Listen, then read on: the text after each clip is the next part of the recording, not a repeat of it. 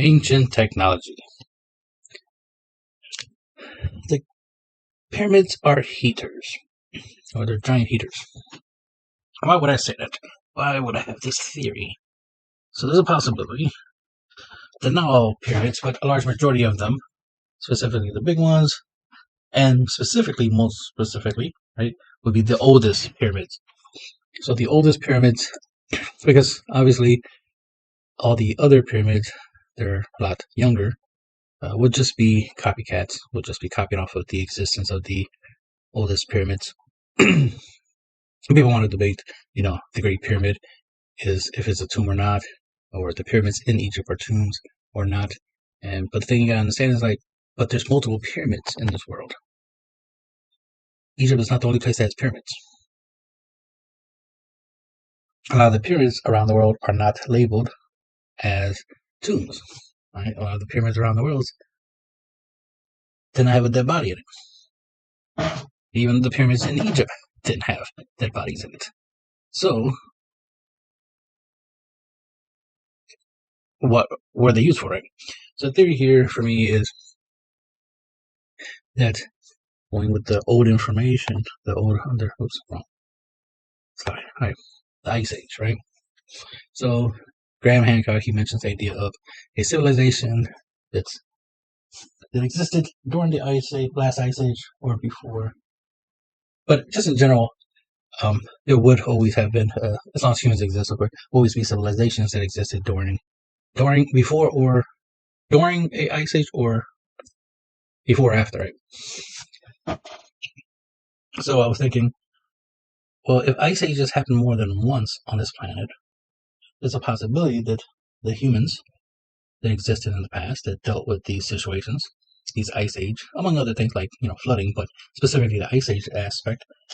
I'm not going to go into too much information here, but I just want to point out the importance of the sun, things, the seasons, right? So we have summer, and then we have all the other seasons where the temperature is much colder. But summer is like the time where it's the hottest, right? So hot versus cold. We prefer warmer or hot weather versus the colder weather, right? And for survival purposes, you want to be in warm climate as opposed to colder climates. So ancient humans would have been nomads, and that means they would have to travel every time the seasons change. So wherever in the world is summer, that's where humans are going to migrate to. Wherever it's winter, that's where they're going to escape from. They're not going to stay there for too long. But at some point, I mentioned this before in another video, at some point, it's not a good idea to have your population, especially if your population is growing, right? Your tribe goes from 10 people up to 200 people, and then 1,000 people. Having them move constantly to survive is not a great idea. It's going to create a lot of problems.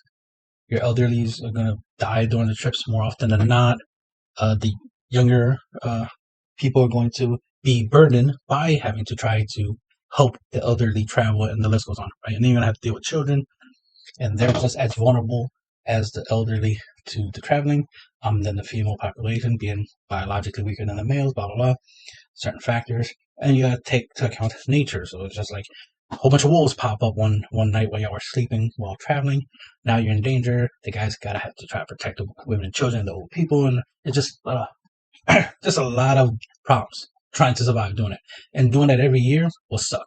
So logically, with our human brains that's good at solving problems, we eventually would have came up with the idea we need to create someplace we can be safe, we can live all year round, so we can stop moving, so we can stop risking our lives traveling just to survive. And then the possibility that we're not the only ones doing this. There's other groups of people, civilizations, and that we're trying to fight for resources. We rather stay in one location, have all the resources we need, right? In other words, be self-sufficient. Because before, hunter-gatherers, they travel to hunt and gather to survive. But that becomes a problem over time. So logically, you have to get to a point where all right, we need to find a spot and stay there. And we need to last a long time, because we need ourselves to survive. We need our grandkids to survive, and our great-great-grandkids to survive. So we need our whole entire civilization to survive for a long, long time. So we need to create something. And that's where you get these big megalithic structures.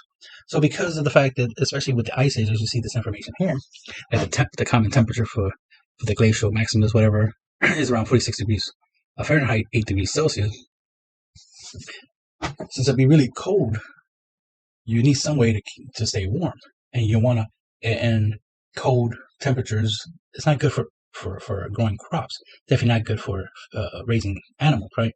So at some point, with them dealing with that, and just dealing with just basic, even without the ice age, just basic bad weather, hot and cold, right? They're going to need some way to stay warm during the winter, to stay in the same spot instead of traveling.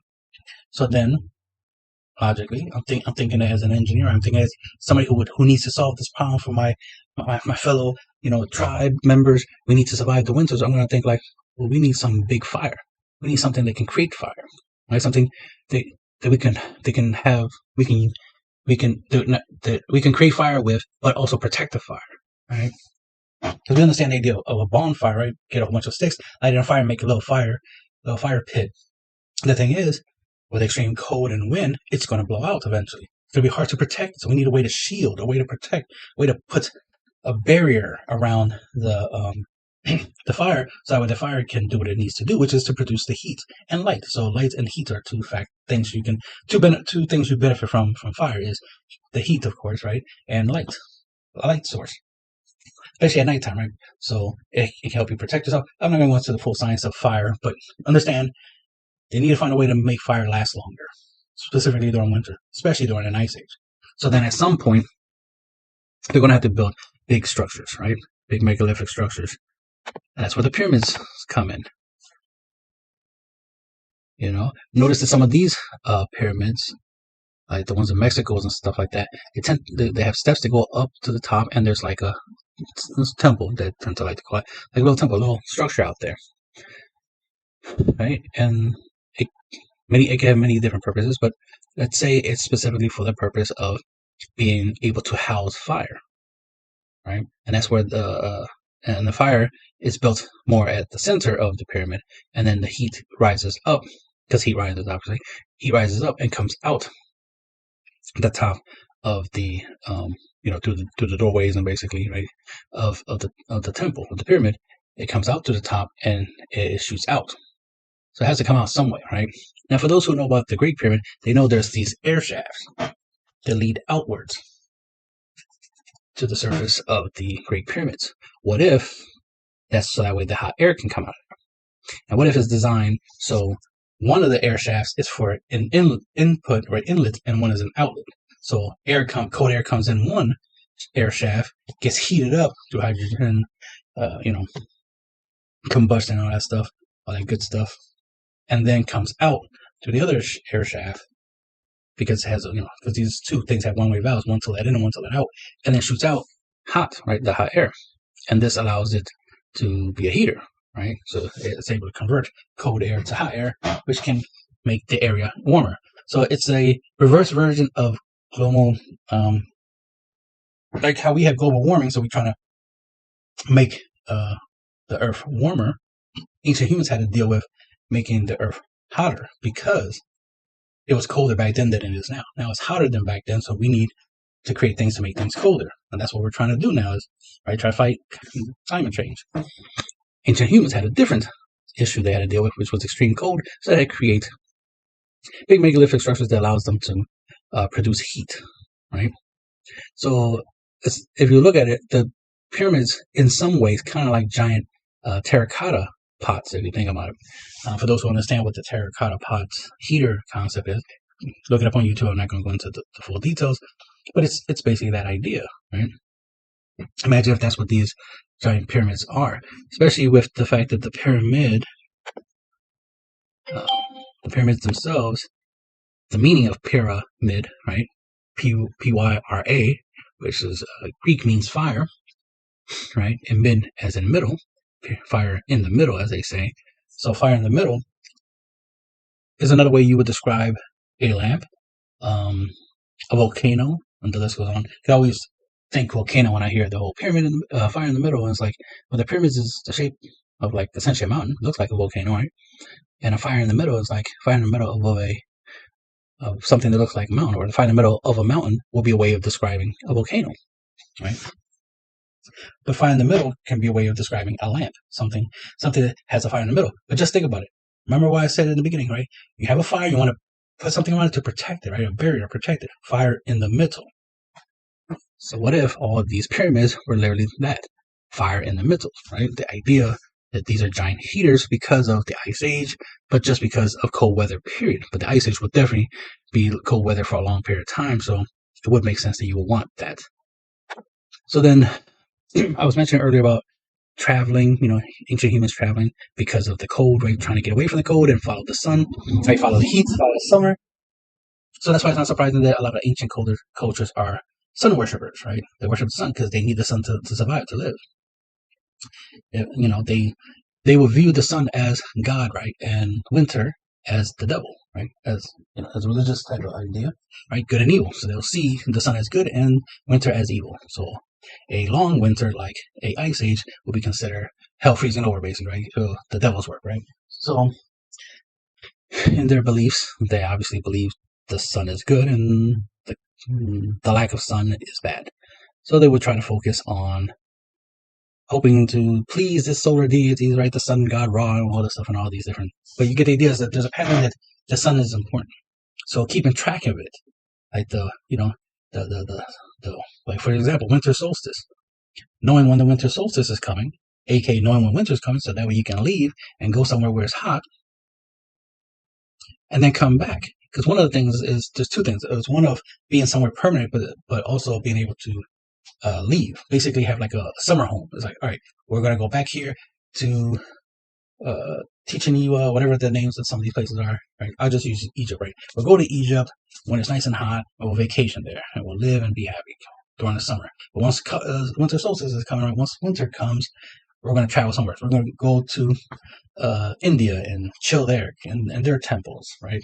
And chill there for a bit while we wait out the winter in Egypt, and then we'll come back to Egypt and vice versa, and that kind of situation. They'll take turns doing that stuff. So this is a possibility of why one they worship the sun. Another reason, for these locations being made, especially made with fortification, because you want to be able to guarantee that when you come back, there ain't other people in your property, right? There ain't other people in your land because you call dibs on it. It's like, well, we like this area. This area is really good to live in, and when we leave, we want to be able to come back and it still be here for us, right? Still be here for us to use. So there's that possibility, but it would have been something smaller, right? It wouldn't be like Great Pyramids and big temples type situation at first. But then we get tired of constantly trying to travel, that they were like, okay, we need this to be a little bit more permanent. We need these, to improve upon our structures. So they will, of course, go to warmer areas, collect a lot of food and whatnot, and then bring it back home, and then build up even further. So they will leave during the summer, come back. They'll leave during the winter, come back during the summer, and build, the civilization bigger and bigger, and stronger and better, faster, right? Bigger and bigger. Leave, come back, and just basically during the summertime is when they do the most amount of work. Every other time they're just somewhere else vacationing, and then they come back and they do this. And they might have more than one location. So they go from one location and then go to another location and then build. So they go back and forth so that way they can build up two separate locations. And the idea is whenever it's summertime, they go to either one of these locations. Whichever location is currently hot, is currently good weather, is what they're going to go to, and then back and forth, right? So, of course, because they're traveling, they're going to share knowledge, they're going to meet other humans, and they'll probably share the tips and tricks on how to survive, to do what they do. So, no surprise that the rest of the world has temples, right? So, that kind of stuff, the sharing of knowledge. Using frequency to produce heat. Something I was interested in looking into is like, is it possible to produce heat with frequencies? Because heat is just atoms vibrating really fast. Cold is the opposite. It's atoms moving very slowly. So that's the difference between hot and cold, is how fast the atoms are moving. So the faster the atoms are moving, the hotter something is. So it's like, okay, if we can vibrate, create a frequency. Let's say these great pyramids are capable of producing frequencies, right? These frequencies will produce heat, and heat is what they need, right? They need heat for the heater, right? For the heating, for them to be able to keep the area in which they live warm during cold periods, specifically during the Ice Age. Because the idea is like, yeah, if humans did exist during the Ice Age, logically at some point they have to create some type of anti-Ice Age structure or anti-Ice Age solution. They had to come up with a solution to the Ice Age problem. Why wouldn't giant pyramids be in man-made heaters or terracotta heaters, basically? Like I said, look it up on YouTube and you'll understand what I'm trying to say there. It's like fire in the middle, pyramids, right? And they probably figured out a whole bunch of stuff, obviously science, chemistry, so they can make better fire, stronger fire, sound frequencies, right, vibrations, and how you can use that to create heat, as I'm showing here in this Google search, that you can use sound to vibrate atoms in the air specifically, and produce heat. So you can heat up the air molecules with sound, with vibrations. So they probably figured that out, right? Figured out how to use sound. That's why it would be surprising with the fact that they have musical instruments, because this is where that was leading to. It's like, what if they use flutes and string instruments and drums? The purpose was to create a frequency, right? To create vibrations in the air to heat up the air. It wasn't really for entertainment or for fun or because they're bored or they like making noise. There was a survival-based need for music. It's because it literally produced heat, right? So, just food for thought. These are theories. I'm just throwing these ideas out there, making some connections here and there. So that would explain why they track the sun, why they worship the sun, because they need the sun to survive. The reason the pyramids exist is because it's a way to survive the winter. Because you don't really need pyramids for anything else per se, technically, right? I have my whole little lighthouse theory, where the pyramids, specifically the Great Pyramid, can be used as a lighthouse. But a lighthouse is just a giant lamp, right? And a lamp can be a heater, right? It can be a heat source, but it can also be a light source. So the reason to create Great Pyramids or create pyramids in the past, especially during the Ice Age, would be to create giant heaters. So that's just the theory right now. Pyramids are heaters, so something for people to look into, do more research in. Just wanted to put that idea out there because it's like, what would I do during the Ice Age, especially if the Ice Age happened more than once, and I have knowledge of, wait, there was an Ice Age that happened a long time ago, and it could happen again. Maybe I should prepare for it, and then we'll start building things like pyramids and use the pyramids to defend against the next Ice Age. And then the next Ice Age actually happened, which is why we do have pyramids and blah, blah, blah. Right? As a hypothetical example, right? Because it's just a theory. But a theory worth exploring and testing and